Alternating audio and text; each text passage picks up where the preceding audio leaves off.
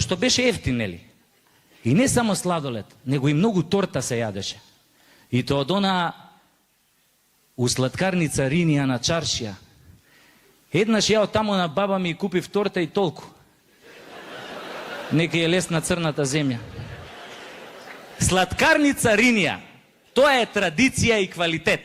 Само не знам зашо овој емирот од Катар кога дојде у Скопје го однесува на кебапчиња, а не го однесува у сладкарница Ринија на торта.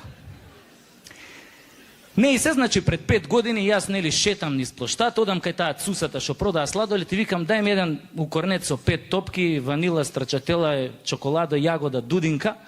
Она ми стаа, ја го зимам сладоледот вака у десна рука кој сеа микрофонов, го носам низ плоштад као штафета, само на штафетата и требаше подолго време да се стопи, цели 10 години. И така ја одам, кога од Карши доаѓа другар ми Перо. И му викам, кај си бе Перо, како си? Добар сум, баце, беш ми матер, добар сум. А ти како бизнисот?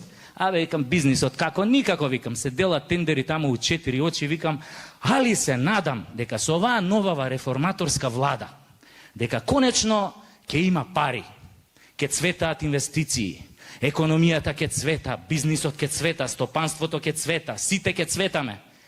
Иако после 5 години, мене ми стана јасно дека од толку цветање, мене само газов ми се расцвета, ама за тоа ќе ви кажувам малце попосле.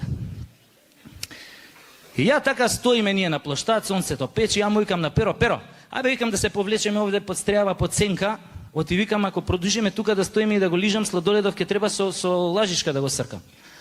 И ние се повлекуваме нели под сенка, јас си лижам релаксирано, Перо нешто драпа, ја него не слушам, ама многу добро го слушнав кога ми побара 1000 денари на заем, зашто наводно новчаникот го заборел у другите панталони, а требало да ја купи лек на мајка му што не бил на позитивна листа. И сега вие сигурно ќе се запрашате што има везе муабетов со Перо, со мојата голгота по доктори и болници. Не слушајте сега.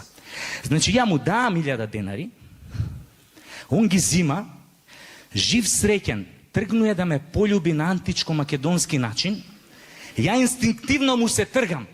Пошто предходниот ден го гледав на телевизија оној холивудскиот филм Александар Македонски и ми текна како Александар у филмот ги љубеше своите генерали на античко-македонски начин. Знаете вие како е тој античко-македонски начин на љубење? Па она бе со јазици сега, знаете. Знам сега некој ќе каже, не, тоа е француски начин на љубење. Па не е тачно. Французите тој начин на љубење го презеле од античките македонци. Само први им текнале да го брендираат, па така сега се вика француски. И ова е тачно. Ова е тачно. Паско ми кажа.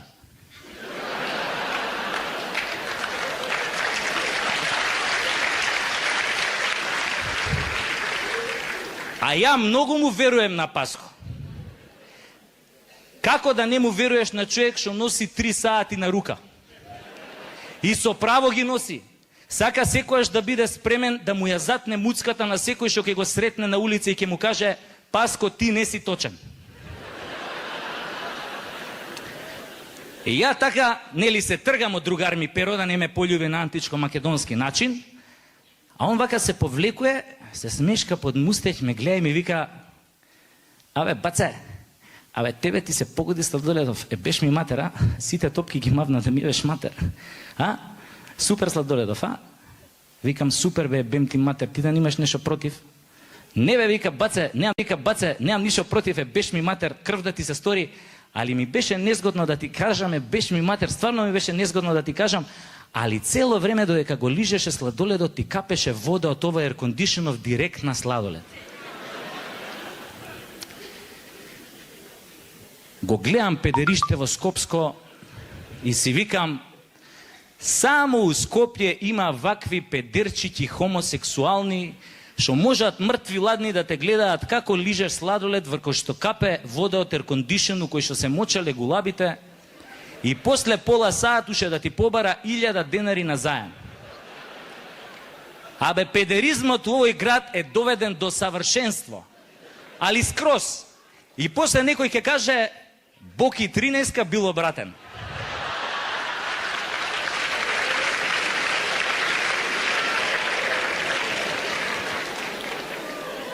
А никој не се прашуе Од кај научил Боки 13 да биде таков? Да не растел случајно у Београду, па тамо го учеле. Не бе, Боки има растено у Скопје.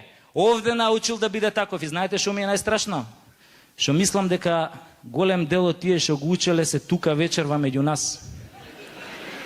Или кажано на северно-македонски дијалект, неко меѓу нама nije naš.